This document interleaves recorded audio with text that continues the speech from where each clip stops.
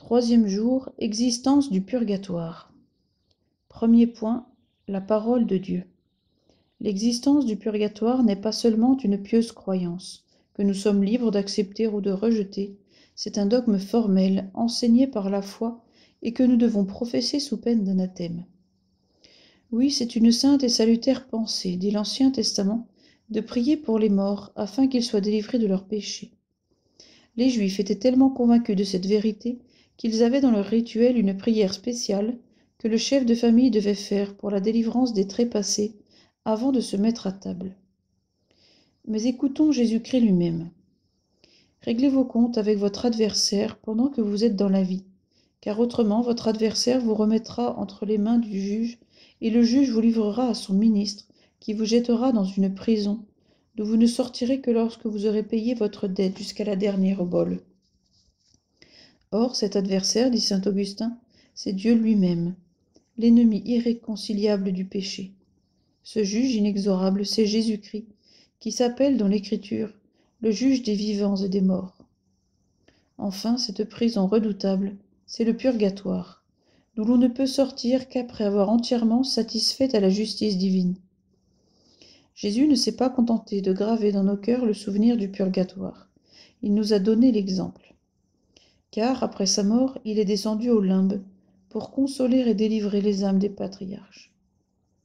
Mon Dieu, je crois au purgatoire comme à tous les dogmes que vous enseignez, parce que vous ne pouvez ni vous tromper ni me tromper. J'adore l'équité de vos jugements, même dans les rigueurs de votre justice. Credo. Deuxième point, l'enseignement de l'Église. La foi de l'Église n'est pas moins explicite. Voici comment l'a formulé le Concile de Trente. Citation. Qu'il soit anathème celui qui affirmerait que, après avoir reçu la grâce de la justification, tout pécheur obtient tellement la rémission de sa faute et l'acquittement de la peine éternelle qu'il ne lui reste aucune dette temporelle à payer, ou en ce monde ou dans l'autre, dans le purgatoire, avant que lui soit ouverte l'entrée du royaume des cieux. Fin de citation. Tous les docteurs grecs et latins, tous les peuples anciens et modernes ont professé la même croyance. D'après ce point de foi, l'Église, mère tendre et compatissante, prie tous les jours pour les âmes du purgatoire et termine chacun de ses offices par ce cri de douleur et d'espérance : « Seigneur, donnez-leur le repos éternel ». Elle oblige tous ses prêtres à penser à elle, au saint sacrifice, et recommande à ses enfants d'offrir souvent à Dieu leurs vœux, leurs aumônes et toutes les œuvres satisfactoires pour la délivrance de leurs frères décédés. Enfin, elle a un solennel anniversaire où elle appelle la chrétienté entière au secours des fidèles trépassés. C'est la fête touchante du 2 novembre. Chrétiens, qu'il est consolant de penser qu'après notre mort, l'Église sera pour nous en prière, qu'elle invitera tous ses fidèles à demander à Dieu notre délivrance, qu'elle ne cessera de prier et de pleurer sur notre tombe, que lorsqu'elle nous aura introduits dans le sein de l'Église triomphante. Ô Église catholique, que vous êtes bonne mère, comme vous connaissez la faiblesse de vos enfants, et qu'il est doux de dire avec le poète : l'espoir que des amis pleureront notre sort charme l'instant suprême et console la mort.